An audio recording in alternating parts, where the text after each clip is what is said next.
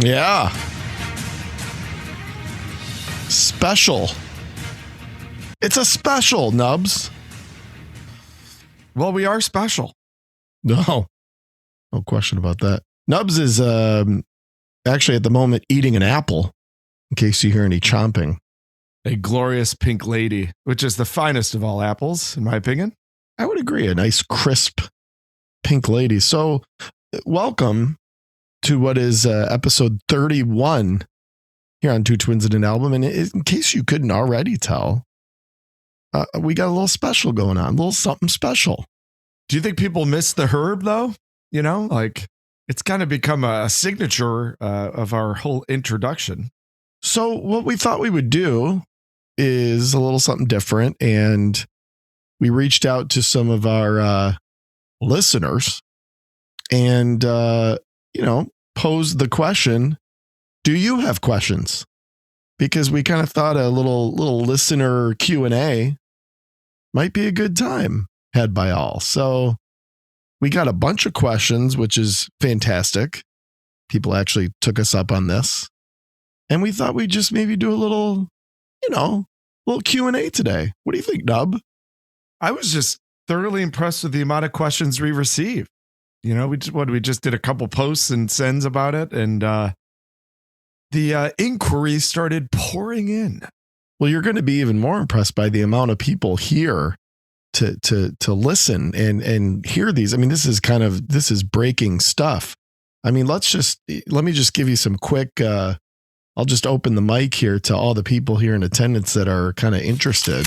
I mean, as you can tell, as we walk out to take the podium, a lot of photographers and media and people that, really going out of their way to hear what we have to say today. So this is a big story. We've got most of the major networks gathered, and it's a gaggle. Is that what they call it? A gaggle? But hang on a quick second. Let me pose for this picture. Go ahead. Yeah, please. Yeah. Do what you got to do. Thank you. Please, only one picture of Nubs, please. Only one picture of Nubs, please. Thank you. Now that was a keeper. That's a framer. Sorry, right just there. had to. But I think again, we're going to get into it, but the diversity within the questions is really, I think, reflective of Two Twins in an Album. We're getting questions from all sorts of different angles and perspectives. And I hope we have coherent answers for these wonderful questions. I hope we do them justice.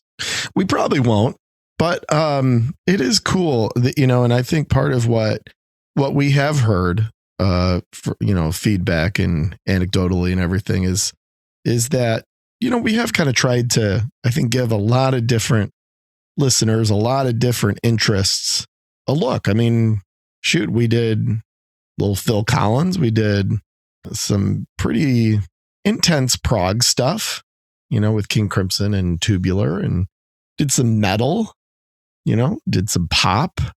I think we've covered several decades. So yeah, I think that hopefully part of what was cool about us reaching out for questions and topics of interest is that people felt like anything was fair game. That's been our goal here on Two Twins in an Album, on the old podcast here, is to make sure that we're spicing things up with some variety through 30 episodes. Hopefully we've done that. You got to keep it spicy, T. Got to keep it spicy.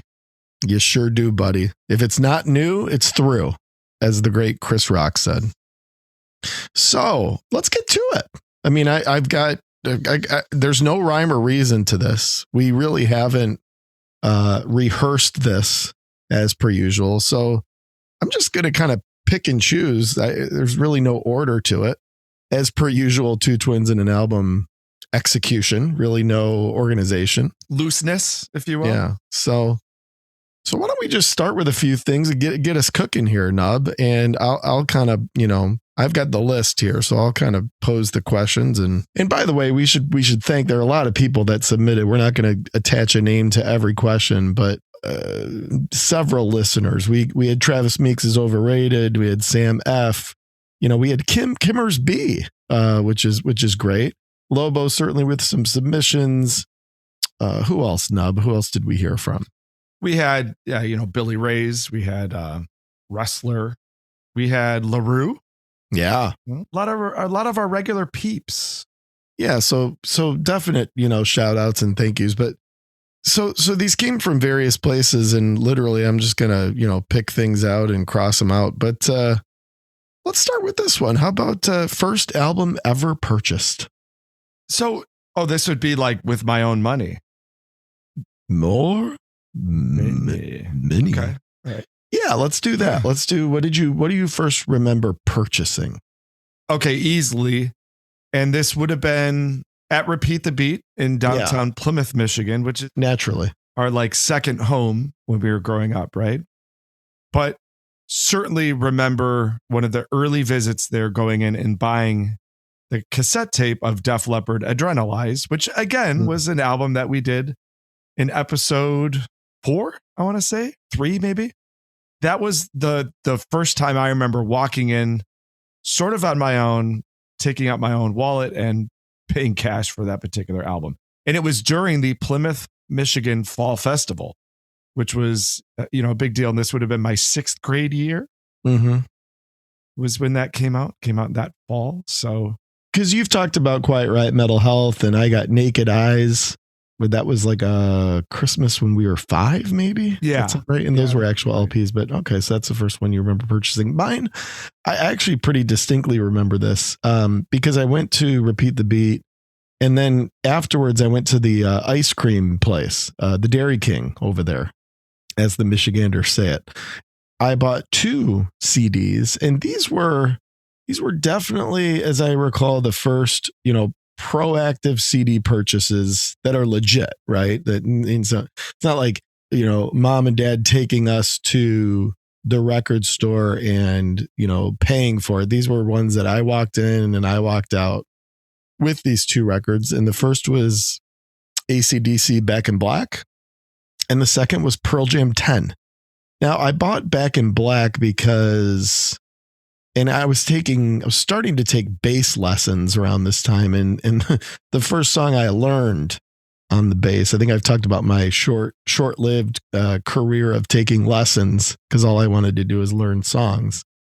Back in Black was one of the first, And then the Pearl Jam thing, honestly, I think I just bought it to kind of be cool. I think I just bought it because I had heard about this band and people were like, this Pearl Jam band is so good. I'm not even sure if I liked it that much or I think history would suggest that you didn't like it very much. Well, you spent the last 20 plus years ripping on Pearl Jam. Well, but I actually really do like 10. I'm not an early Pearl Jam hater, but that record was something. It had the really thick booklet that came with it. And these were back with the tall box, and it had that pink cover of the band, like, with their arms up. I mean, that was a pretty cool purchase around that time, but yeah, those are the first 2 that I can recall. Let's see. What do we got? Oh, Nubs, here's a question for you, buddy. How the hell can drummers independently control their hands and feet? And then if they sing too, shit, that's 3 things at once. What the hell kind of strange voodoo magic is that? so a drumming question here, Nub, for you. So it's a great question. I certainly can't speak to the singing portion of that, as we all know. Thank God. Yeah. Yeah, exactly. But in terms of kind of although you have done some background, because actually you do have quite a nice falsetto. So, and you've done some background vocals while drumming, haven't you? Yes. Yep. I've done that before in spots. Did some lead singing on a song here or there and on one album that I made. But yeah, for the most part, though, didn't do a lot of drumming and singing at the same time, but some background stuff. But, how do you describe a drummer's multi kind of activity? I would say there's probably, like all musicians, there's probably a certain chip in the brain. Yeah. A certain ingredient that's there. And it's probably there long before, you're sort of this earth. But for drummers, I think it has something to do with sort of hyperactivity and movement. Most drummers, including myself, are just constantly moving. And if you're not in motion, you don't feel like you're in rhythm, even just, and I'm not just talking about playing your instrument. I'm talking about the daily aspect of a given even work day or something. I mean, if I'm sitting still for too long, it's like, what am I doing? And if I am sitting still, I'm certainly bouncing my knee or tapping the desk or whatever with some sort of rhythm. So I think that drummers that are natural with it, you're born with a sort of metronome in your head. Yeah. You walk to it, you kind of think to it. And therefore, you just have to engage your body and all of that, even when you're not behind a kit. I mean, that's the thing. I would say, just if you spent 5 minutes in my brain, which is a scary place to be, when not behind the drums, I'm still very much drumming. If I'm listening to music, my foot's doing the bass drum and my left foot's doing the hi-hat. And so, yeah, I think you have an innate sense of movement. And if that movement is coordinated, then you can play the drums, because you got to get all four things going in the same cadence and in the same rhythm, So it's a great question. The singing thing, though, does amaze me. I mean, I do think about the amazing drummers who can play and sing on cue. The guy that always comes to mind, it's not the obvious answer, is Dean Castronovo, who was the drummer for Journey years before he ran into some personal problems. He is an incredible singer. His voice sounds just like Steve Perry. And when Journey was going through its singer issues, he would take the lead vocals on some Journey songs while he was playing.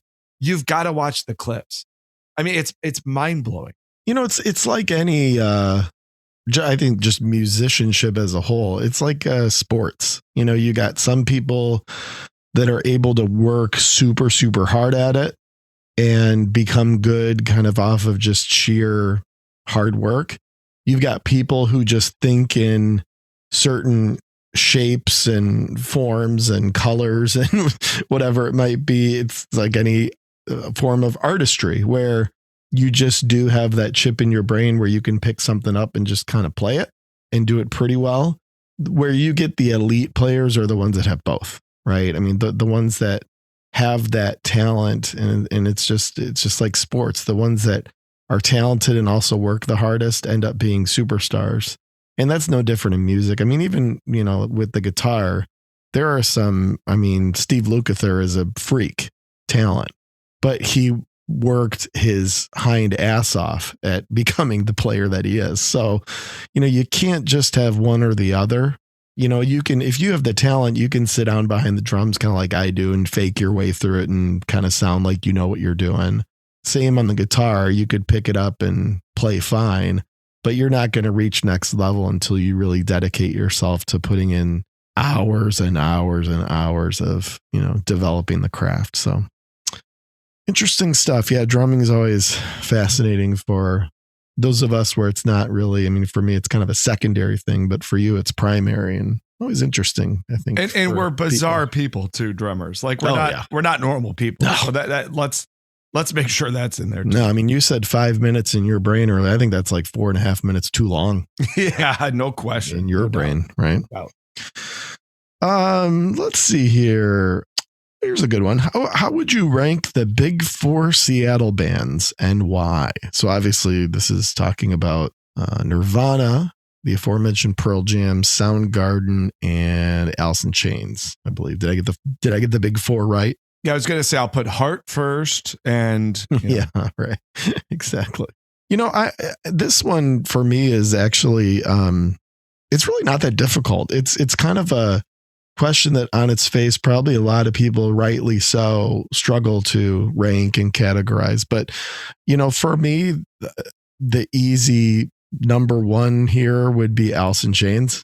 And that's just because of if you go back, they were an incredibly unique, original band as far as the vocal treatments and harmonies, the style and sort of sludgy, minor nature of it.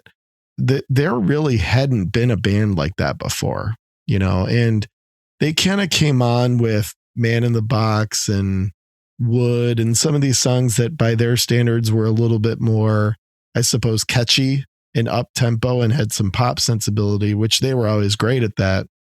But if you really dig into their album work, the things that they were doing compared to the other three, I would say were completely original. And not that the other three weren't doing some original things, because they were. But I think if you're looking at who really stood apart within those four, I would put Alice in Chains first. I would probably put Nirvana second, just because of the uniqueness there as well. We talked about it in episode 1, in Utero, the ability to combine, pop and Beatles sensibilities with, you'd mentioned that Kurt was into King Crimson, and you can hear some experimental things within that started to kind of work their way into Nirvana's music, especially toward the end. And, I love Kurt I don't like him as a whiner, but I love him as a guitar player and as a figure. I continue to think he's really important. I would put Soundgarden third. A little bit hit or miss. I don't think Soundgarden always got it right. But Super Unknown was pretty amazing. I think the production on that album was as important as the composition and the performance, frankly. But, great band, and, but I'd probably have them third, and then I'd have Pearl Jam last. And it's not that they're terrible. It's just I would put them fourth on that list. What would you say, Nub?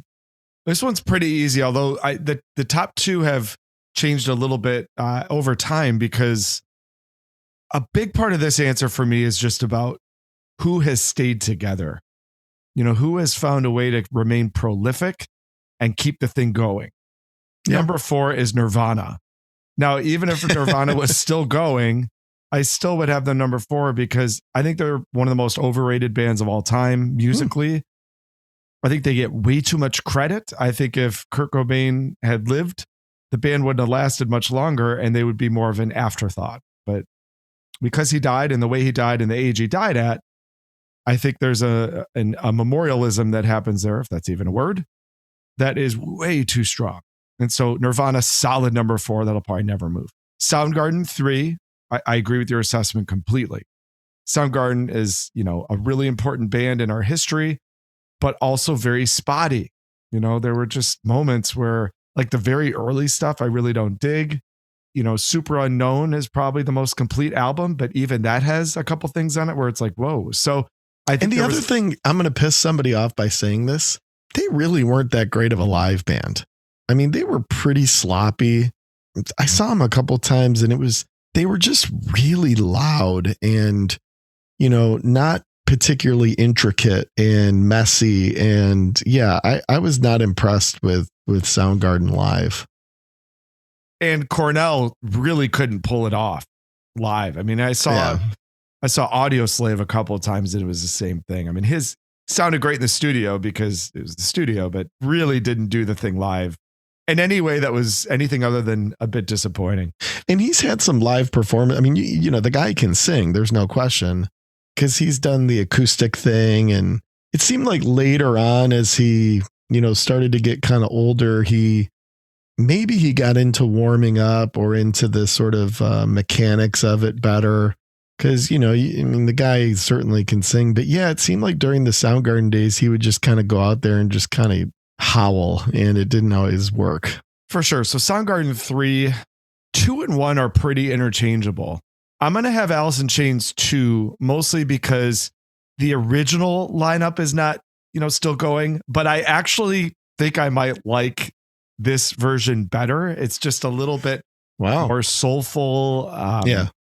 It's a little happier. It's not quite as like heroin induced. It's really good. William Campbell's fabulous, and I finally got to go see Alice in Chains a couple of years ago on the Rainer Frog tour. It was awesome. They sounded as crisp as you would hope, and Jerry Cantrell still sounds and looks great. And it was just kind of amazing to see them and give them credit for continuing to make really strong records. The last 2 or 3 Alice in Chains albums have been as good as anything they've done. So give that band a ton of credit and echo everything that you said by putting them number 1 in terms of what they brought to the table. And then number 1, I would say Pearl Jam, just purely for longevity, staying together, being prolific. There are a million things that could have come along and broke up that band. Primarily Eddie Vedder's kind of stardom. I mean, how many other bands would have had a front man who would have had the ego to say, I'm out. I don't want to share royalties with you guys. I'm going to go do my own thing. That never happened. The band has remained a unit. They seem to be doing it for the right reasons. Yes, their output in the last few years has been, shall we say, inconsistent, but they're still a vibrant touring force. They still bring it every night they play. They can make an arena feel like a club. And I still love Pearl Jam, maybe just as much for what they represent and the fact that they're still doing what they do versus, how great or not great their recorded output has been. Here's a good one here. I know exactly who this one came from. Nubs, Rob Halford or Tim the Ripper Owens? Who are you going with on that one? Do you have who this came from? You just said it, right?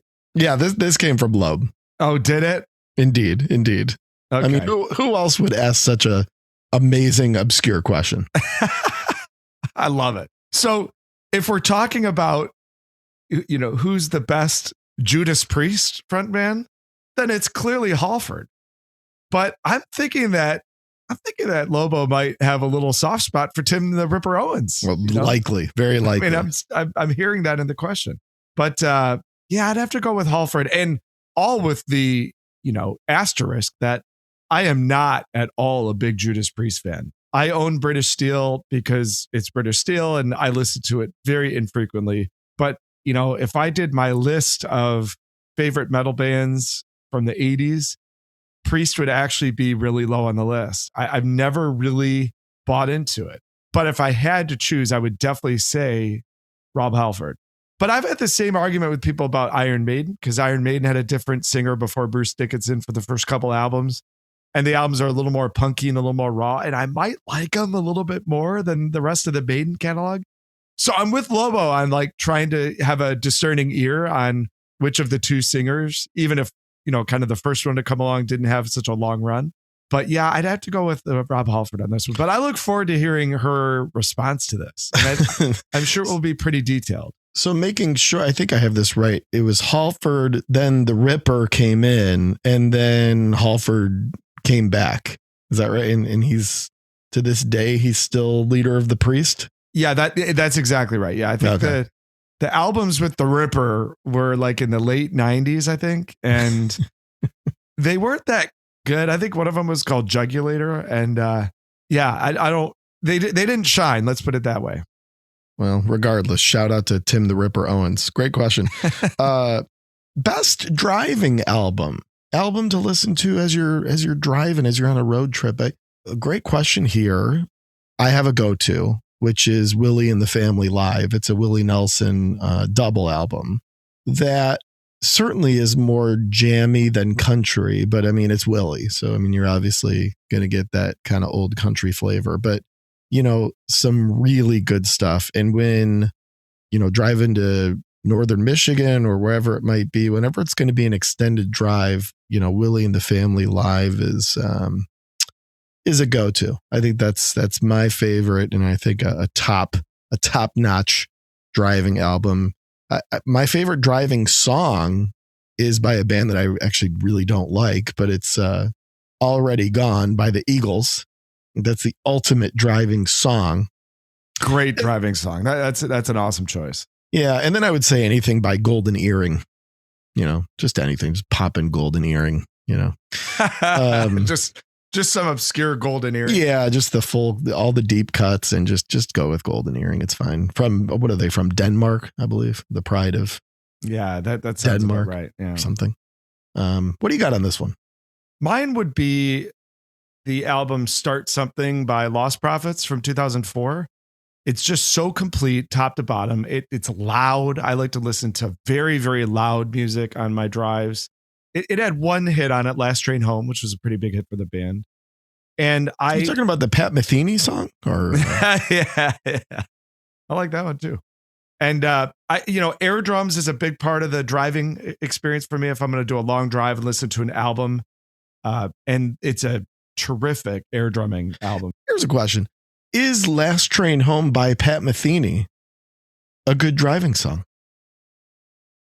I mean, if you want to fall asleep behind the wheel, sure. Yeah, but it's got that little chugging, it's almost like Kraftwerky Autobahn-ish. Like I don't know, but it's chill. So I don't know. Maybe it's a good nighttime driving song. Yeah, maybe night drive. Maybe a good kind of airplane song, just kind of relaxing. Maybe more driving song. Yeah. But for me, a driving song and a driving album has to be loud and sort of have a little pound to it versus anything that's sort of moody, And so, yeah, that would be my driving album. Here's one. How long do you guys spend preparing for episodes? And how long does it take to edit, drop in the music, etc.? Well, I guess I'll kind of take this one first. We don't prep very much at all because, quite honestly, a lot of what you're hearing are conversations that we have anyway, in a lot of ways. They maybe don't sound as, I guess, dare I say it, professional. But, these are I don't know things, if I'd use that word to describe it, but. Yeah, I mean, exactly. But, we, Nubs and I have, obviously we're twin brothers and we generally don't go a day without talking, even if it's for 30 seconds or whatever. I mean, it's pretty rare that we would go a day without some, conversation over the phone. But, so in that case, we probably should prepare more. But generally we get on tangents on a certain movie or a certain movie scene or a certain album or a certain band or whatever. And it's kind of what we do. So we basically, part of doing the podcast is just saying, we talk about this stuff all the time anyway, might as well, get it on wax, but we basically decide an album, a few days before recording it. So we don't have like, here's going to be our next 10 episodes. I think we both have an idea of what we might want to talk about, but we sort of decide on the fly. Or we'll think we were going to do one and we'll change our mind and do another. But typically, I would say there are 4 or 5 days where we know what the record's going to be. And you certainly do listen to it, particularly things that I haven't been as familiar with that Nubs brought to the table. A few days to listen to it, make some notes on a few tracks or on a few thoughts that you want to make sure you say. And then obviously I do some work on time stamping because when we play the song clips, I want to make sure that they're good clips, and that they're sort of parts of the song that are meaningful or contribute to that particular clip, which you have to keep pretty short for music rights and those type of things. And typically when we record, it's, the raw audio is a couple hours at the least. And gets edited down, to be, I think my episodes seem to be a little bit longer than Nubs's, but they typically have landed around like an hour and 20 minutes, I would say, on average. So yeah, there's quite a bit of editing and, there's quite a bit of post-production stuff. And then editing probably takes, I probably spend, because I primarily do the editing 5 or 6 hours a week, just scattered. To get it ready to post on Friday, which we typically post on Friday morning. And not everything we choose is because we like it, as you can see, and as you'll continue to see, but you'll certainly see that in next week's episode. But they are all albums that we have, for the most part, have some experience with. And so, do we have to look up the names of the band members of The News? Yes. That's not like knowledge that we have. But do we have to look up, the year albums came out and track listings for a lot of these? No, those are all things that we know based on the experiences that we've had with these albums in the last 40-ish years. And so putting our useless knowledge to work. Exactly. Yeah. There's very little preparation beforehand and there's a lot of work after the fact, and give T a ton of credit for that because he really handles most of that. Here's a good one. You ready? Is it okay to listen to the band you're going to see in the car on the way to the show?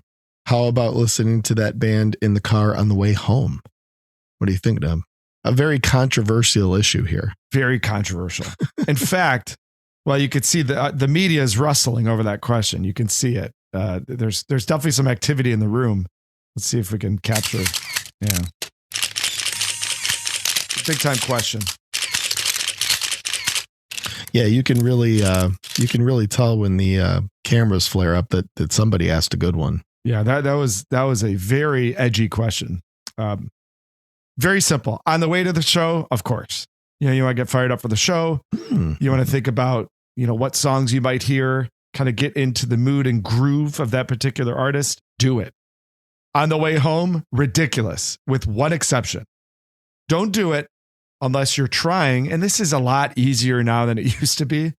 If you're trying to recreate the set list in your mind, if you didn't keep it in real time and you're trying to say, what song was that called that they played? I know the hook, or I know I know what they say during the verses, but I can't recall what the actual song was called. That would be the only exception, is if you're trying to sort of recreate the set list and figure out which song it was if you weren't able to capture it in real time. But aside from that, you should not listen to the band that you just listened to for presumably 2 hours on the way home. It's crazy. What do you think, T? So before the show, it's a great question. Before the show, I think it depends. Like if you're going to like a metal show or like a rock show, then it's not only perfectly okay, it's probably encouraged. Doing the parking lot tailgate to a rock or metal band, perfectly appropriate. Yeah, if you're listening to like Ride the Lightning deep cuts before a Metallica show, that's cool. That's not only acceptable, it's encouraged. If you're going to see like a pop group or something more like that, then I would say no, you probably shouldn't. You should probably have like a nice tailgate mix going in the lot beforehand or as you're driving in. Like if you're going to see like Matchbox 20, don't listen to Matchbox 20 on the way in. Or, I don't know why they came to mind, but I would say just don't go see Matchbox 20. Can we just say that, please? I completely am with you on, as far as after the show, unacceptable. I remember a few years back, you and I joined a couple of your friends to go see Fish. And I like Fish, but I remember we went to the show and we watched Fish play for 10 hours. And then got in the car and we were driving to find food. And the guy who was driving put Fish on. And I was just like, no, no more Fish. Yeah, that's, we should have just thrown him out of the car. Good one here. What was a concert you were super excited about attending that ended up sucking? And flip side, a concert you weren't excited about attending that ended up being amazing. So I've talked when we did the Tears for Fears episode, I talked a little bit about how disappointing Hall & Oates was and how extraordinary Tears for Fears was. So I kind of got a little bit of that in one night. Now I was expecting Tears for Fears to be pretty good. So I'm not sure that it was one where I anticipated that it might not be a good show. You know what? When I was living in New York City, I had a friend, and this is going back a bit, but I had a friend drag me to a Maroon 5 show. And this was, they had only put out their first album. So this was before they became real poppy and everything. But I liked them and I liked the record, but I wasn't like too fired up about going to see them. And I got to say, I was really impressed with Maroon 5 that this was back when they were playing instruments and they hadn't become mainstream. They were still playing. It was at Irving Plaza, which is not a huge place, but certainly being up in New York, you'd heard of them. You'd heard the record. They had a couple songs on the radio. And I kind of didn't really want to go, but I got to say, like, they were awesome, and I think that Adam Levine's a pretty cool dude, really. Like, he's been on Howard Stern and he's a pretty cool dude, actually, when you kind of take the time to hear him talk and hear his love of music and kind of get a sense for his personality. So, yeah, that's one that comes to mind for me where I wasn't expecting much and actually came away thinking it was pretty good. So for me, the high expectations with the letdown would probably be the second time I saw Kiss. So I went to The Ohio State University, OH, and my freshman year, they opened a brand new arena. It's called Value City Arena still, but it was the new basketball / hockey / entertainment venue. And it was, a block away from my dorm, which was really cool. And so this new venue, they started welcoming in bands, and Columbus being in central Ohio is a good spot for bands to stop. And it's one of the reasons I went there was because if you don't want to do Cleveland or Cincinnati, but you want to hit the Ohio market, you go to Columbus, because really all of Ohio can find their way there because it's, dead in the center of the state. So this year, the year that this opened, Kiss brought its Psycho Circus tour to Columbus, and this was their reunion of the original lineup with the makeup. Now, a few years before, you and I went and saw Kiss on the Revenge tour, and that was with Eric Singer and Bruce Kulick, and the band was just awesome at that point. And of course, the most memorable part of that, we were 12 years old, was, and boy, this tells you how different things were during these days, was before, I think, what did Trickster open up for Kiss? Trickster and Great White. Trickster and Great White. So I think it was either in between Trickster and Great White or Great White and Kiss. I don't remember. They had the camera out in the crowd, and on the Jumbotron, there were, various female Kiss fans that were exposing their breasts, if you will, to the camera up on the Jumbotron, and everybody would go, yeah. And of course we were 12, so we would go, yeah. But that's what I remember most about that Kiss show, was the, in between festivities that were taking place out in the crowd. Yeah, that was certainly memorable. And and that show was kind of extraordinary. It was your typical Kiss show, but they were without the makeup. And even though there were lots of theatrics, the music was still really, really, really good. And the band at that point was tight, and they were musicians at that point. Well, when they reverted back to the original lineup with the makeup, I was excited because of, going to see Kiss again. And I went, and the show was awful. I mean, it was just terrible. It was like watching a bunch of old guys trying to recreate something that was well lost. And Peter Criss can hardly play the drums, and Ace Frehley, I'm not even totally convinced his guitar was plugged in. And it was kind of a disaster. And it really tarnished the image of the band, because I saw them as kind of a lean, mean 90s band to that point. And then they became cartoon characters again. So that would be one that was very disappointing. And one that was the opposite, I would say, is the first time that my twin brother T took me to see Widespread Panic. I'd heard a lot about the band, and everything I had heard on album was not really that impressive. It was kind of like, okay, so they're just sort of a Southern fried rock band sort of deal. And you literally dragged me to see them. I mean, I flew to New York to go to back-to-back shows at Radio City Music Hall, and I had no idea how much I would appreciate that event, because you see them live and you're like, wow, now I really get it. The high level of musicianship, and the fans are not annoying like other jam band fans, and I walked away going, okay, now I get it. Now I understand the Widespread Panic thing. And we've since gone to a number of shows, and I've enjoyed every single one of them. So I would say that was the one that reversed the disappointment. Glad to hear that, buddy. I went and saw him at Madison Square Garden. It was actually the night after Halloween. One of the best concerts I've ever been to, easily. Let's see here.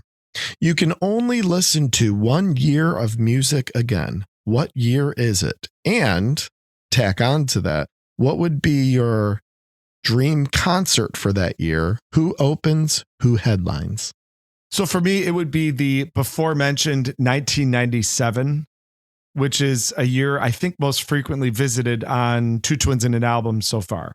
And there's a reason for that, because it's full of tremendously important albums from really, really essential groups from the 90s. And it's probably a little bit of a surprise because, I'm such a 70s guy and such a progressive rock guy, but there wasn't one year in the 70s that you would really put the ISO on and say that's the one, because it was kind of spread out between 1969 and 1978 was like the prog heyday. But 1997, I think, is the perfect marriage of the grunge and post-grunge energy and rawness and emotion with a little more polish, and bands that were influenced by that, but also creating something a little bit more original. And so the show would be Oasis on the Be Here Now tour. So I would say getting to see a full set of them in that particular era would be really great. Yeah. Okay, so let's say this. The headliner would be U2 because they're on the pop tour at that point. Oh, wow. Oasis would open, all right? And then after the show, we'd go to a small club and go see Helmet on the Aftertaste tour.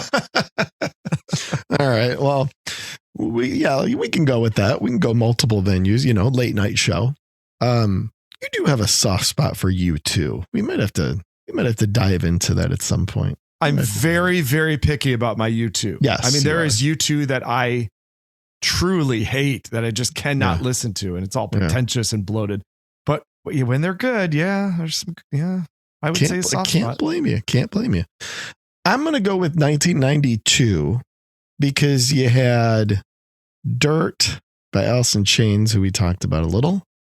You had Check Your Head, which we did an episode on. You had Faith No More, Angel Dust, which we may talk about, maybe.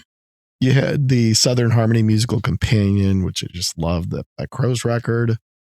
You had Copper Blue by Sugar. This was an extremely strong year for some really, really top-notch albums. Now, as far as the show, you're kind of still in the heat of Use Your Illusion 1 and 2. And I got to say, seeing Guns N' Roses at this time, which I did not get to, which is too bad, which probably is good because there probably would have been like a riot at the show and, cars exactly.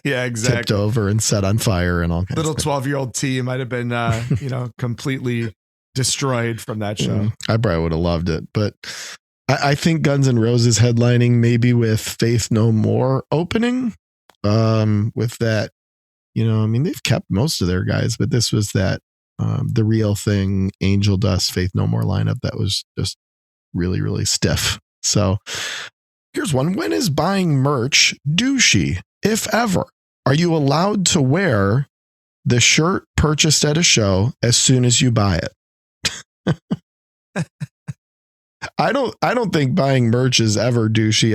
It's a great way to support the artists, and sometimes they have some goofy stuff, but particularly these days with album sales, not really being a profitability contributor for most artists, touring is the way to do it. And merch sales, as far as really how to kind of support the bottom line earnings for a band, merchandise typically ends up being the way to do it. So yeah, I have no issues at all really with any merch, I suppose, even if they're selling coasters or, condoms is the most interesting merch I ever bought. We've seen condoms. Duran condom at the 1993 show. Yes. Yep, absolutely. I don't put the shirt on. I always tuck it into my pants or shorts. I think one time I did it because I spilled a beverage on my shirt I was wearing and kind of had to swap them. But under just a regular circumstance, I don't think you should put on the shirt that you buy at the show, but I got no problem with merch. Yeah, I don't think it's ever, I love the question, by the way. I don't think it's ever douchey. I think a couple times it can be dumb. And that is when the band is selling like the $50 t-shirt.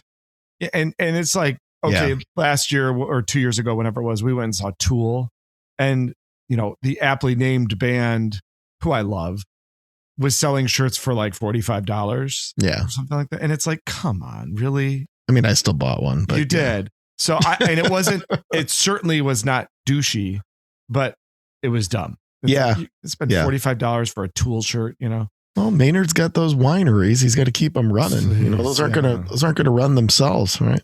They've become awfully capitalists for, being sticking to the man types. Oh, they sure have. And not to mention the Tool Army fan club, where you pay money to get basically nothing, a patch, I think they send you, maybe. But. Yeah, exactly. So it can be dumb, but rarely. I agree with you wholeheartedly on supporting the bands, especially nowadays, especially smaller bands, like not as much the bands that go through Little Caesars Arena, but those that come through St. Andrews Hall and the Shelter. Yeah, buy a shirt, support them, keep them on the road.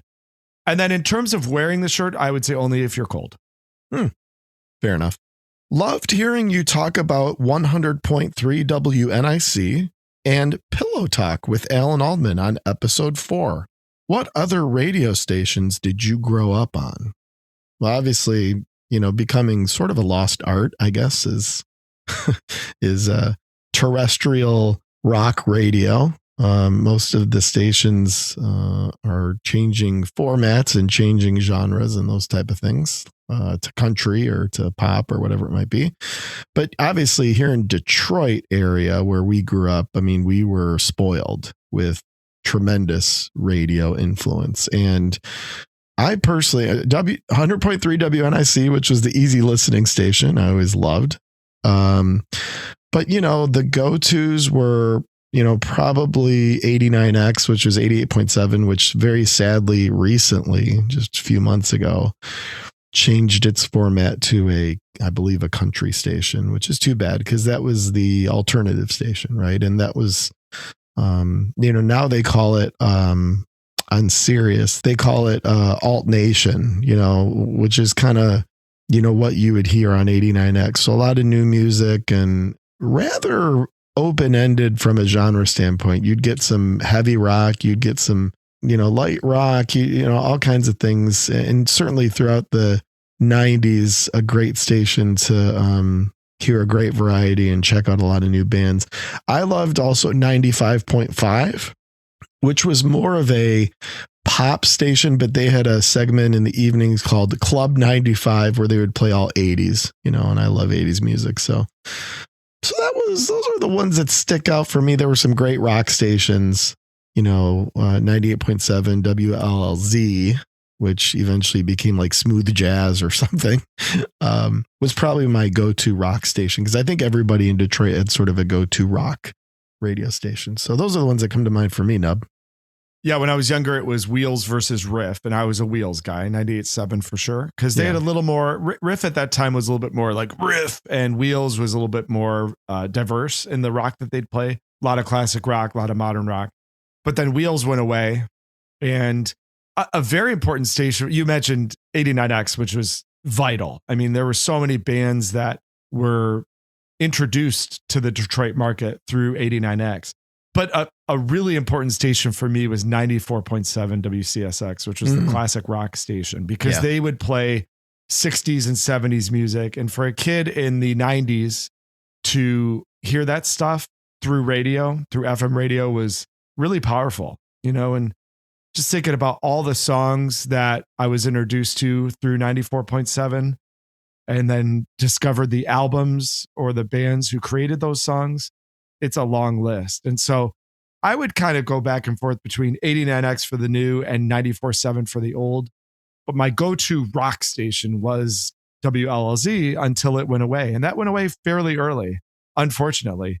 But yeah, you nailed it. We were so spoiled with Detroit radio. I mean, what a great market we lived in for rock radio. Detroit doesn't get everything right. I think we can all agree with that. But rock radio, man, I'd put Detroit radio up against any other market throughout that time for really being a special rock radio market. Nubs, here's one for you. After the Toto episode number 5, I watched Jeff Porcaro's drum video on YouTube. It's amazing. You've talked about drummers having tone. His technique isn't anything to write home about. What makes his drum sound so amazing? Or was it the room/studio tricks? Yeah, I love all these drummer questions. Nice. Yeah, exactly. It definitely wasn't studio tricks. Jeff Porcaro, number one, his drums were always in magnificent tune. A lot of people don't realize this, but you have to tune a drum the same way you have to tune a guitar. And if that drum is out of tune, the trained ear will know it. And even the untrained ear will be like, ooh, something does not sound right there. And Jeff Porcaro's drums were always just perfectly in tune. He had a snare drum sound that was a nice pop and a crack. And his toms were almost tuned to notes. I mean, that's how beautiful the succession was when he would ride his toms. And he hand-selected cymbals that were perfect for the way that his stick hit those sounds. And so, his his drums were always in tune and he made good equipment choices. But the thing about Porcaro that gave him the unique tone was that he didn't hit very hard. And that really allowed the drums to sing. See, pounders, guys who hit hard like me, it's more of a thump, thud type of thing. But the tone is in the power. It's like Dave Grohl. Dave Grohl, his drums sound like a big wave crashing. It's just this huge low end sound. Porcaro played light, and so everything he did allowed the drum to sing because it wasn't being destroyed by this huge hit. And he also was just on the nuts every single time, and rim shots and where he hit the drum. I mean, he literally, if you looked at one of his drums, the stick would hit the drum in the same spot every single time. And you can't say that for most amateur drummers. So yeah, that if you're at all into the drums, I mean, the video is not terribly long. I think it's 35 or 40 minutes, and it's worth the watch. I mean, that's a master at work, and the sound quality is incredible. I mean, he's playing in a studio and he's got his full kit, and, certainly, I think as we talked about earlier, the blend of talent with hard work, that's a perfect blend of exceptional skill with exceptional, equipment and setup. Oh, here's a nice one. The Rupert Holmes 2-part episode was really cool. How did that come about? Well, I guess I'll kind of take that one first. When we decided to do the podcast, we started talking about just preliminarily some records that are the type of thing that we want to talk about. And some were more known, some were more commercial, some were more acclaimed, but there were some that we just wanted to kind of educate people on. And I think that'll continue. And Adventure was toward the top of the list. It was like, this is the type of thing that we want to talk about at some point. So it really was one of those that was part of the thinking behind doing this in the first place. And, I had heard Rupert, as I told him, on the Gilbert Gottfried podcast. And also I had heard him there's a podcast that kind of highlights individual songs. It's kind of like an entire episode about just a song. So it's kind of like what we do. But instead of it being an album, it's a song, and they try to have the artists on. And Rupert actually participated with this podcast on Escape, the Pina Colada song. And part of me was thinking, I bet this guy is so sick of talking about this song. And part of it was, boy, it'd be fun to have him on ours. And I could tell him, here's the best news of all. You don't have to talk about Escape. If you go back and listen to that 2-part episode, we spent 3.5 hours with Rupert. Now we sized that down to, I think, about a total of around 2 hours and 20 minutes of a 2-part episode. But if you notice, Nubs or I don't say Escape or Pina Colada once. In fact, Rupert brings it up, I think, a couple times throughout. He's the one that brought it up. So part of it was, and I didn't really tell him this, but, it may have been kind of cool that we wanted to talk about a record that, and I think he mentioned this from the onset, that was, not something as well known as Partners in Crime or Escape or Him or some of these songs and moments that really kind of defined him. So when I reached out, I actually just went on his website and filled out one of those little, email us forms, which you always wonder if they're actually going to go anywhere. And I heard back from one of his representatives within a day. And I just basically said, we do this podcast. We want to talk about the Adventure album, and would Rupert be interested? And they were so responsive and so nice. And as you can hear, Rupert himself was just such a nice, funny, humble guy. And we, obviously we just clicked really well with him immediately. I mean, we had never spoken with him before. What you heard, that was literally our first time seeing each other or speaking with each other. The only correspondence I had with his team prior to that was via email, and it was coordinating times and those type of things. So, I mean, amazing that he would take the time to join us. I think it turned out to be a great 2-parter episode. And yeah, a little behind the scenes on that. We actually had quite a bit of trouble getting the Zoom connected. We had a couple different stabs at it, and then Rupert joined, and we couldn't see him, and then we couldn't hear him, and then we couldn't see him, and then it was kind of a back and forth, and we had to do another link. And so there was a little bit of rustling just to get everything online. And T coordinates a lot of the aspects of the podcast. The one thing I coordinate is the Zoom and the links and kind of the tech background side of it. So that was a little frantic, and we were already looking forward to it. But then there was this feeling of, gosh, are we even going to be able to make this happen? And then finally we got Rupert in there and we could see him and hear him. And what's interesting probably for the listeners, T, is we maybe talked for 20 seconds before we started rolling. And there was a very quick exchange. But in that exchange, I do remember he reiterated this when we went on the record, was he did say, it's just so cool that I get to talk about this album that really nobody seems to ever want to talk about. And that did impress him. And I think it touched him a little bit and allowed him to, I think, have a lot of trust in why we were there and what we were doing. It's really interesting. Some people really loved part one, because we talked about the Beatles and, those type of things. But some people really loved part two, where we dug into the album. And I agree with you, Nub. I feel like part two was when he really started to realize, like, oh, these guys know this record. Like, this is not, hey, we giggle when we hear Blackjack. Like, this is we're talking about production here. We're talking about layering here. We're talking about musicianship here. I think a lot of people liked listening to part two, where you really felt kind of him get into a groove of knowing that we had true appreciation for that record. So, he said afterwards that, it was truly an enjoyable experience for him. And that's all you hope for when you have a guest like that who takes the time the way he did, which was awesome. All right. This is a great one. This person says, all right, I'm open-minded. Convince me as to why you guys are so positive on Nickelback and what I'm missing. I love getting that question because they're good.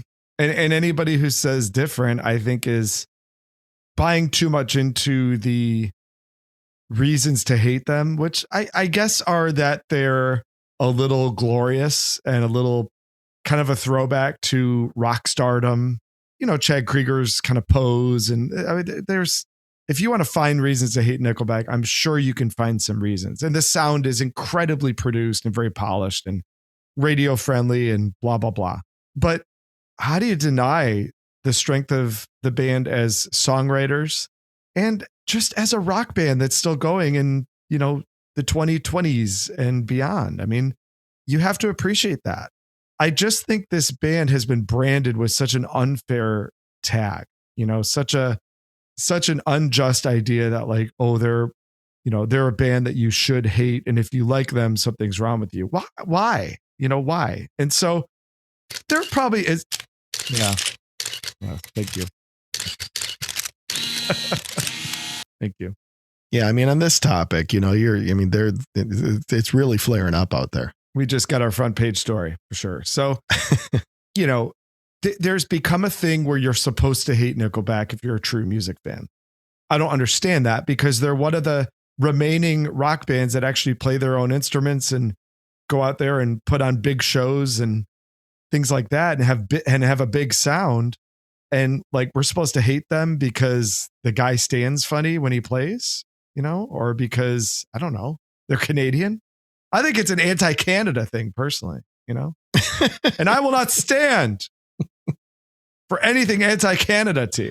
Our neighbors to the north? What? Yeah, no. I mean, look, people just need to keep in mind here, you don't have to love their melodies. You don't have to love their lyrics. And I mean, whatever. But, it's cool to like the Foo Fighters, and it's not cool for some to like Nickelback. But in many cases, symbolically, that they're doing the same thing. They're playing instruments. They're playing rock. They're establishing an audience for rock and roll that is very, very difficult to find right now, particularly with younger people.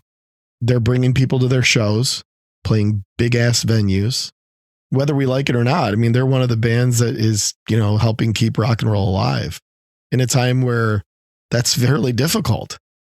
And that needs to be respected to an extent. So my view on this is, when I hear the Nickelback, whatever, it's like, well, then you know what? Besides the Foo Fighters, name another rock band that's keeping it alive meaningfully. right? And there's some great rock bands out there, but who's carrying the torch? And those guys are. When you look at record sales, when you look at touring, when you look at kind of the worldwide appeal, and if one really does care about and appreciate the need to keep music played by instruments and some semblance of an alpha rock and roll attitude alive, which I think is very important for society, you should respect that. And the people that don't, I think, are just kind of missing it. And same as the Pearl Jam argument, they've stayed together. They've remained. I mean, don't look now, but I think Nickelback's been around for about 20 years. That should demand respect. Chad Krieger could have gone solo, or a band could have broke up and had drama. They haven't. They've stayed together. They still make albums that you want to check out. And so I'm not saying people have to like them at all, but don't dislike them just because the music world tells you not to like them. And I think that's really what's happened with that band. Well, we see that in more things than just music, unfortunately, right? Think this way or don't like this or like this because, Twitter tells you to, so, all right. Since this is a segue, I have this question on the docket, and I'll just, we've danced around it enough. I'll just field it. Toph, what is your deal with Pearl Jam? All right. I'll be quick because, we may dive into Pearl Jam at some point. I don't want to ruin it, but my deal with Pearl Jam is that, number one, they haven't put out a good album since 1996. Okay. So in my opinion, at least. Now, that's not to say that they haven't had good moments on their records, or they haven't had some good songs, because they have. But, I think that the fact that they really haven't had a memorable, notable album since Vitology is important, because they've put out a bunch, and I've listened to them all. I've given them all a fair shot, because I don't dislike the band, and I certainly appreciate their early work and like their early work. And I do respect their longevity, to your point. But, as far as a good sound album since Vitology, I haven't heard it. Okay. At least in my view. The Ticketmaster thing really rubbed me the wrong way. So I'm one of the, that was a controversial issue where some were on the side of Pearl Jam and some were on the other side. I was one of those that said, what are these guys doing? This is too much and too politicized, and you're trying to fight a fight that's, not really yours to fight. In my opinion, it just became kind of ridiculous. And I think that between that and working with Neil Young, which was a cool collaboration, but sometimes collaborations can be overdone a little bit, and they can get to the point where it's like, all right, is this like a true kind of, combining of artists for the right reasons? Or are you trying to like be something that you don't see yourself as? Or are you trying to, become something that you're not, but you wish you were, or those type of things? And sometimes I felt that relationship to be a little bit artificial. Like Neil Young was doing it to kind of be cool and hip. And that kind of worked for him. And that Pearl Jam was doing it to try and show that they're different from the grunge scene and all this. I don't know. Some of that just felt to me to be a little bit, calculated. And I just think, Eddie Vedder's really annoying. Whenever I hear him talk, I think he's annoying. I think he's so calculated in trying to make sure that he's saying things a certain way and in a certain vein that helps him to, kind of portray the image that he wants. I thought that firing Dave Aberzi was horrible. I think he was an incredible drummer, one of the better rock drummers of the 90s. And the reasons why they fired him, because he was like a good time and wanted to enjoy being in a rock band and, and have fun while touring. They basically like canned him because of that. I think that's really stupid. So I don't know. I have a hard time connecting more, philosophically. If you were to look at Pearl Jam's values as a band, they don't necessarily match mine as far as, what a rock and roll band should be prioritizing. So, I've heard their shows are great. I've never seen them live. I would like to someday. Nubs, I'm sure you'll drag me at some point and it'll probably be great. But as far as, it's not so much, their music or these type of things, even though I do think it's, concerning that they haven't put out a record in a long time. It's more that I just find myself very annoyed constantly with what this band is kind of saying and trying to stand for and trying to project. And P.S., I think Matt Cameron's an incredibly overrated drummer. So when they picked him up, it was like, oh, they got Matt Cameron and they're going to be around for 20 years and they're going to play these mixed sets and all. I mean, and it's kind of like, yeah, that's cool, but like, I don't know. Maybe you can explain the Matt Cameron thing to me, because I don't think he brought anything to that band. I don't think they got better with him. I don't think that they enhanced their sound or their approach because of that. So I thought that whole thing was overblown. Anyway, I could probably go on longer, but that's my deal with Pearl Jam.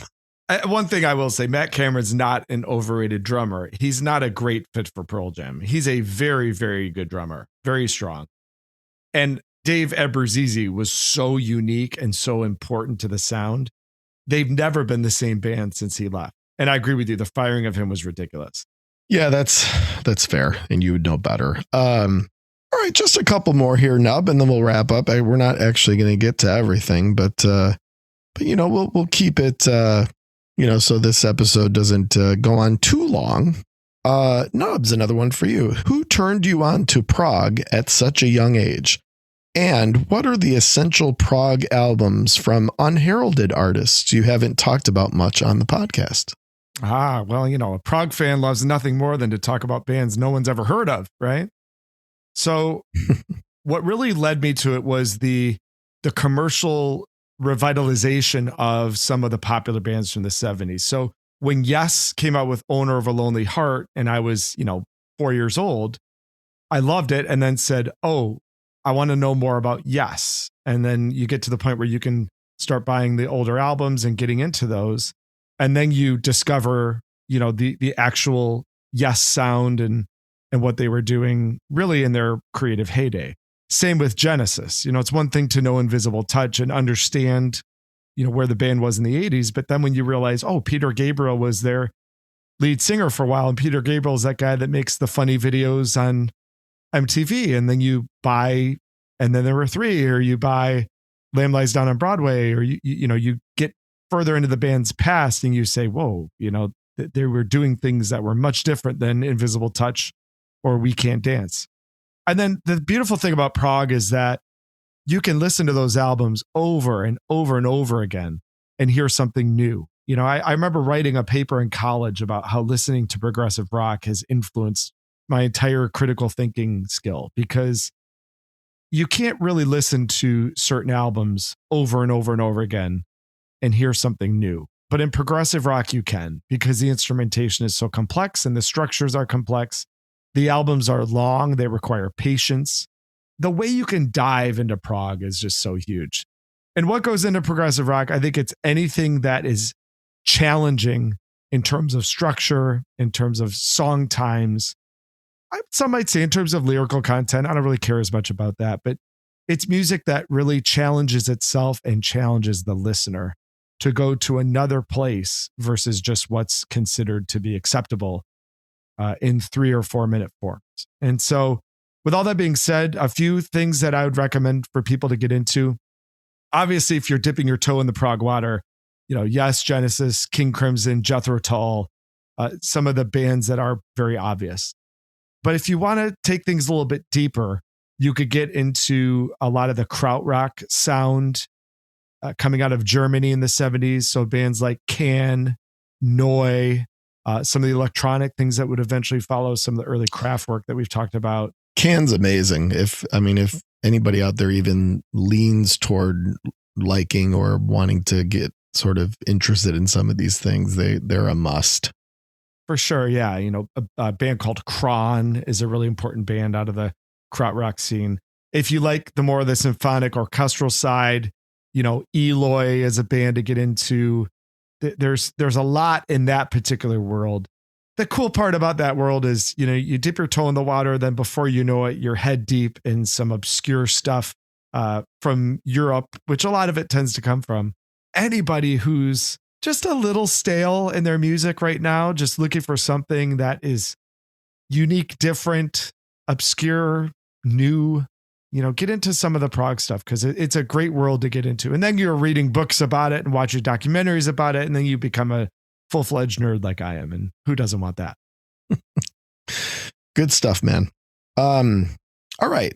Clay on episode 11 was awesome. There's no way I could have gotten my kid to sit still that long. Listen, remember the magic of editing. Okay. I can't get him to sit still either. And, we were able to, present that in a way that made it sound like he was, not being a 7-year-old at the time, pain in the ass. But no, it was awesome to have him on. I was proud of his performance on episode 11. You should have been. It was great. It was super fun. But the question is, how do you plan to get your kids into good music from the past? And we talked about it a little bit when talking about Foo Fighters and a few other things. But, I think that as parents that grew up in the 90s, start to be able to influence their kids, which is kind of right now, frankly. I think in the next 5 years will be really interesting. It's going to be fascinating to see how many of them not just, indoctrinate them into some of the music of their heyday throughout the 90s, but also, the classic rock stuff that you talked about earlier. And Nubs, you've spent some time in your career as a school teacher, a junior high school teacher. So I'm kind of interested in your take on this, on what you see. But, it's a little scary right now to think of, kind of the generation coming up and getting their music from, video games or, being so dependent on iPads and tablets and song libraries and these type of things. I think it's just going to get harder and harder for kids to be exposed to rock music, and radio stations, as we talked about earlier, are changing formats, and it's not going to get any easier. And it's really going to be on the parents to make sure that that's introduced. And so I will say some of these avenues that exist now, like Amazon Music and Spotify and Apple Music, and these ways that you can basically pull up an album and get it, are great. I mean, I am not going to knock the streaming game. I am all in on it because, you can pull something up and dial something up and not just have the single or the song, which was kind of the way it was a few years ago. Now you can have the entire record. So I think there are ways now to have access to full albums, have access to bands, and have access to genres and things from the past where, if you just make a little bit of the effort to ensure that your kids learn about, some of these bands or learn about some of these styles of music and at least get it in front of them, you're giving yourself a chance. Now, where they go from there, who knows? And pop culture works in strange ways and social media works in strange ways. But I do think it's on the parental units of the world that are now in their late 30s, early 40s to do what they can and use the avenues that exist to your advantage. There are drawbacks to Spotify artist highlights and Spotify playlists and Apple playlists and all these things that exist that are going to get you focused on the things that are sort of hot at the moment. And there are certainly some interesting odd genres out there, but use those platforms to your advantage, I would say, to make sure that, the accessibility and the wide catalogs that are available, it's actually a better time than ever resource wise to get that music in front of your kids. You just have to do it. So I see it very differently than that. I think that the way to introduce young people to music in 2021 and beyond has very little to do with the access of the things that they're comfortable with. Meaning, it's amazing to me how much my 9-year-old can navigate a tablet and navigate apps and do all those things. And they're going to be able to do that. What you have to do is very similar to what we experienced, T, when we were 12 years old. You have to be introduced to the things that you cannot access without effort and intention. And that is going to live shows. You can surf around YouTube all day and Spotify and Amazon Music and all those things. And kids will do that by nature because that's their language. What they can't do and what they must be introduced to is the live experience. Get the tablet out of their hands. Yeah. get them in a car and drive to Pine Knob and take them to see shows. And two things. Number one, they'll be blown away by the in-person experience because everything now is virtual. I mean, hell, even the last year, school has become a virtual experience for them. You've got to get them with their own eyes, seeing and hearing and experiencing a show. The other thing too is that limits the access because until they're 16 and can start driving themselves and buying tickets to shows, they're going to be reliant on you to take them to that, which makes the whole thing just a little more special. And that's so important with young people nowadays. You've got to remind them that you can't just have access to everything. Some things take intention or a car ride or a ticket or whatever. Those moments are what they will remember. They will not remember surfing around YouTube, listening to albums. Now, that's an important reinforcement, right? And that access is great, but that will only support the experiences they have outside of that. And going to shows are those experiences. I plan on taking my girls to, St. Andrews Hall at some point and just saying, here's what a real rock show is like, and introducing them to that and get them out of their house, get them away from their devices and give them that experience, and they'll never forget it. It's a fantastic point. And the only thing you got to worry about with that, Nubs, is Beaks starting a mosh pit. So, yeah, absolutely. Yeah. Throw me in the mosh pit. Pass me around. Pass me, I crank it up, right? Here's a good one. Cool, notable songs you put on a mixtape for a lady. Yeah, we've referenced this a little bit in certain episodes, right? Well, I certainly was a mixtaper. I mean, that was kind of one of my moves, as we've touched on a few times here. There were always the sappy kind of tunes, but, for the most part, I think both of us were often trying to put kind of cool stuff on there. It wasn't really like love songs so much as it was like cool songs with feeling. I mean, obviously I liked putting a lot of, 80s stuff on there because some of that's just fun and memorable and, upbeat stuff and kind of slower stuff. I mean, that was always kind of a good move. One time I made a tape for, what was my girlfriend at the time in high school, and it was all Prince songs. That was a memorable one. I did like basically a full Prince mixtape. Nubs, you ever put like, typo or anything, really lofty onto? I think you told a story once about, what was it? You put something on a mixtape and you were a little bit like, this will really tell the tale of whether or not this gal has good taste. I forget what band it was. Typo's Love You to Death was a regular on mixtapes for me. Ah, nice. Yeah. I would usually edit out with very careful tape editing the opening verse just to make sure that, everything was okay there. On the Osmosis episode, I mentioned Ghost Behind My Eyes was a mixtape song. Oh, that's the one. Yeah. Yeah. That was one where it was like, okay, we're going to find out, and failed miserably, of course. For me, there's a couple go-tos that are almost automatics. One of them is the greatest mixtape song of all time. And, dudes out there, if you don't believe me, just do it.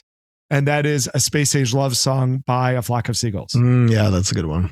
Another one that is a real go-to that always delivers is a rather obscure 80s song, but easily one of my favorite songs of the 80s. And that is Boy Meets Girl, Waiting for a Star to Fall.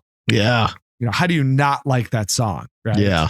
Yeah. So those are two that really have probably made an appearance on every mixtape that I ever made. And like you, I was a mixtape guy for sure as well. And, another one that was probably the third of those three, I would say, is The Ghost at Number One by Jellyfish.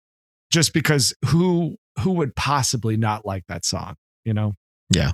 Amazing song. Well, another band maybe we should talk about someday. What's Your Name by Boston? I believe I used quite a few times. Absolutely love that song. Winger is a great mixtape band, especially if the special lady is kind of moderately into, hair metal or any of that sort of 80s rock. You can really get some good mileage out of Winger. And then, of course, Nub, I mean, how can we talk about this without highlighting Charlie Peacock? Great usage of that from me at one point. But I like that you put C Peacock on the sleeve. I do remember that. You didn't want to be too corny, right? That's right.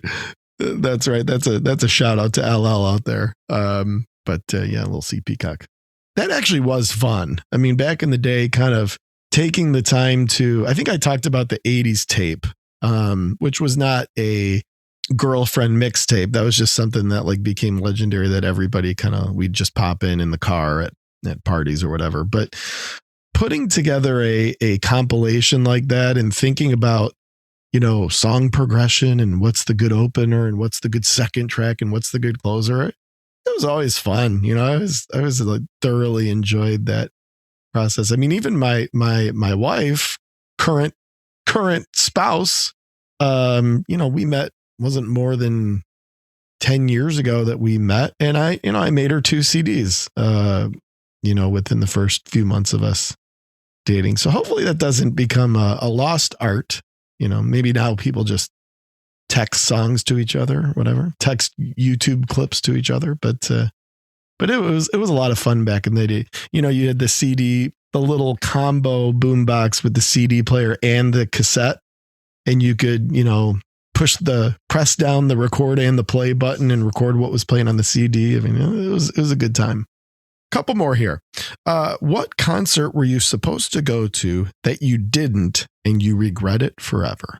God, there really are a bunch in retrospect, because you look back, it's like, oh, I wish I would have bought tickets for that. Or, I wish when I was 12, I would have been more into that band. I mean, when Genesis came for the Way We Walk tour, it was 1992.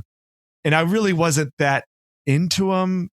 But I look back and I'm like, oh, I wish I would have gone, because I think I probably could have found a way. So there's kind of that category. But in terms of like specific tours where you had a chance to go and you said no, or there was another circumstance, there'd be 2. One would be Oasis on the What's the Story Morning Glory tour at the Palace of Auburn Hills in 1996. That was, I had friends that were going, could have gone, should have gone, didn't go. And as it turns out, that was, one of the most legendary tours that the band did. The other one was when I was in college. There was a great tour that came through. It was the Red Hot Chili Peppers and Foo Fighters. And it came to the before mentioned Schottenstein Center, Value City Arena. Bought tickets, was really excited to go. The day of the gig, they announced that Dave Grohl had gotten sick and the Foo Fighters had to pull out, but the show was going to go on with just the Red Hot Chili Peppers. And I was like a decent Chili Peppers fan, but not huge. And so it was like, okay, so you mean like either don't go to the show, or like Foo Fighters aren't going to come back and make it up or anything like that? No, it was basically like, go to the show, or you could get your tickets refunded. And all my friends were still going because they were big Chili Peppers fans. So we went and they were okay. But the whole time I was just like, I can't believe I'm not going to get to see the Foo Fighters, because I hadn't seen them yet to that point. And didn't get to see them that night, and did not get to see them at all until the Wasting Light tour, like a few years ago. Finally got to go to a Foo Fighters show. But that one always sticks with me, because it's like, wow, that was really bad luck that Dave Grohl, gets sick or whatever and don't get to see them, and then have to go many years and really didn't catch them in that early prime that they had. So yeah, I think I've mentioned it. It was going to be Clay's first concert. We were supposed to see them in October. And of course that got canceled. So big goal for us in 2021 is to see the Foo Fighters. The only one that really comes to mind, we've done a pretty good job of this, and obviously I lived in New York City for 4 years and just had a chance to see tremendous shows from big bands, small bands, playing big venues, small venues. I mean, while I was there, it's an incredible city to be able to experience. I mean, almost on a nightly basis, you can go to a show. So I was able to check a lot of things off the list. But, we were in Las Vegas for your bachelor party going back, what was that? 12 years ago? 2008. Yeah. Yeah. And we had tickets to see Typo, and, they were on, they weren't great at the time. Peter was struggling pretty heavily with some of his health and drug issues. And my understanding was it wasn't a great tour for them. But little did we know that a couple of years later, we wouldn't have the opportunity. We were there for your bachelor party and we were having a good time, and we kind of got sidetracked with other things, and we just sort of decided to scrap the show. And I wish we wouldn't have. I mean, we were with a group of people, and you and I were going to split off and go to the show and then come back and meet back up with everybody. And we didn't. And I regret that. It's even weirder than that, because in typical Vegas, the show actually was like a daytime show, and we didn't entirely realize that. And by the time we even thought about going, it was like the earlier days of social media or whatever. And we were able to see that they had literally already played. I mean, it was like a bad circumstance all around. It was a day show, and we thought it was a night show, and we thought we'd be able to get to it. And then we found out we couldn't. And now looking back, they played a terrible set. I mean, there were a couple things that would have been fun to see, but it was like 7 songs and it wasn't very good. Yeah. But still, it would have been, you're right. That was definitely one that got away for sure. Well, and it could have been a blessing in disguise, because what it did do is it made it so, I mean, hell or high water, we were going to that Halloween show here in Detroit, which ended up being their last concert. And when we've talked about before, it was just an incredible night for us. So, maybe if we had gone in Vegas, we had said, oh, maybe we'll do something else on Halloween night. It really forced us to say, we screwed that up. We should have gone. And I don't care what happens or what other opportunities we have. We are going to that Harpo show. So maybe it turned out to be a good thing all in all, and kind of forced us to go to what was probably one of the more memorable concert nights for us ever. All right, why don't we actually, there's one quick one. Somebody asked, would you guys ever consider doing more than one album from the same artist? If so, who are the possibilities? I mean, sure. I think we absolutely will at some point. And, we're probably getting closer than not, being 30 episodes in. But yeah, I think we will definitely be more than willing to look at additional albums from bands that we've already showcased. I mean, certainly, Toto comes to mind. I'm sure we could do another Toto record. Typo certainly comes to mind. I could see us doing more Phil Collins related stuff, of course. Maybe Metallica, certainly Pink Floyd, certainly Rush. For me, it's Rush. Yeah. Yeah. And Pink Floyd to an extent too, but we did Counterparts, and there's 2 or 3 other Rush albums that I think we would both love to explore and do an episode on. So I would say, I would put money on that our first repeat could very likely be Rush, because I think people would be interested in hearing another era of Rush. We chose Counterparts for a lot of reasons. It is a little bit more obscure and it's more 90s, but it'd be great to do something more in their wheelhouse from the 70s. Yeah, I agree with that. All right, last question. And Nubs, I've enjoyed this. Hopefully you guys have too. And again, to reiterate what Nubs said, we really do appreciate the questions, and hopefully you've, somewhat appreciated the answers. But here's one that we'll close with. You can bring back one artist not with us anymore for one show only. Who's the artist? What's the show? What's the opening song? And what's the last song played during the final encore? So a classic music question, one that anyone passionate about music has given a lot of thought. And my answer has not changed since I was 11 years old. And that would be James Marshall Hendricks. And I would like to see him with the Experience, although I would take the Band of Gypsies if I had to settle for that, but I would prefer the Experience. Okay. The opening song far and away would be what he opened Winterland with when he played there, which is Fire, which is a great opener. Because I think Bill Graham came out, introduced the Jimi Hendrix Experience. It was just a killer opener. And the closer would be, gosh, I hope everyone would choose as the closer for a Jimmy show, which would be a 28-minute version of Voodoo Child with the extended guitar solo at the end, just like he closed Woodstock with. That would be it for me. Nice.